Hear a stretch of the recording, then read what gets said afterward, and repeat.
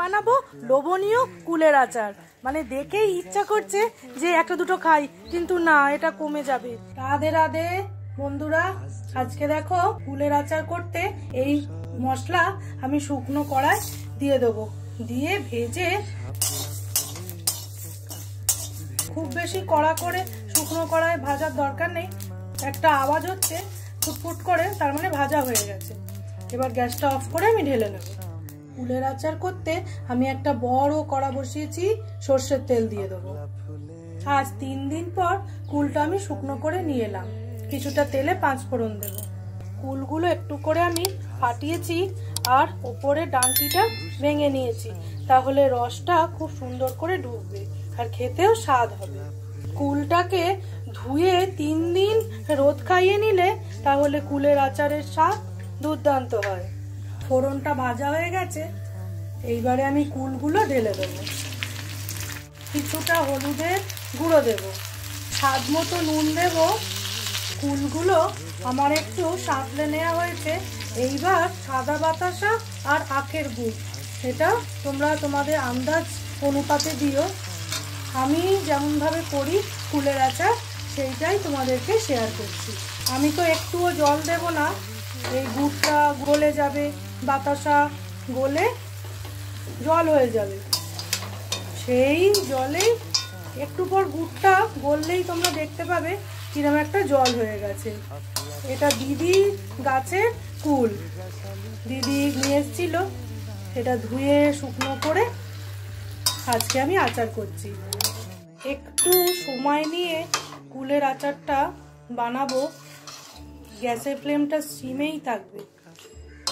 এইবার মাঝে মাঝে আমি নাড়াচাড়া করে দেবো, তাহলেই আস্তে আস্তে আজকে টেস্টি টেস্টি কুলের আচার তৈরি হয়ে যাবে।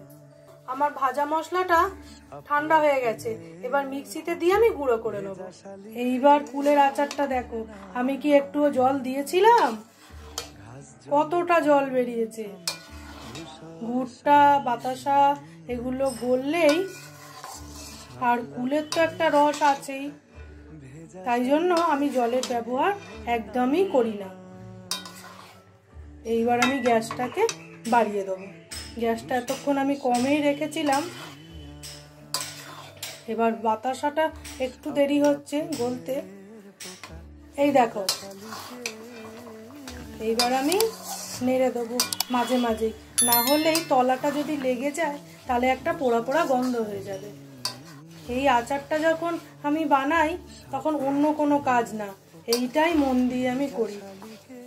কারণ আমার ভাই, বর্মশাই, এরা খুব কুলের আচার খেতে ভালোবাসে। আমি এই কুলের আচারের রেসিপিটা আমার মার থেকে শিখেছি।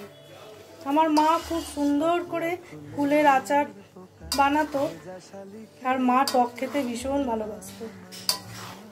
এই কুলের আচারটা রান্না হয়ে গেল মানেই হয়ে গেল না, এইটাকে রোদ্দুরে দিয়ে 2 দিন শুকনো করতে হবে, তাহলে এর স্বাদ আরো বেড়ে যাবে। আমার দিন 15 জোর এই আচারটা যাবে, তারপরে আবার বানাতে হবে। কুলের আচার প্রায় তৈরি হয়ে গেছে। এবার এর থেকে বেশি শুকনো আমি করব না, কারণ আমাকে রোদ্দুরে দিতে হবে। রোদ্দুরে দিয়ে শুকনো করব। এটা আমি 2-3 দিন রোদে দেবো, তারপরে এর স্বাদ দ্বিগুণ হয়ে যাবে।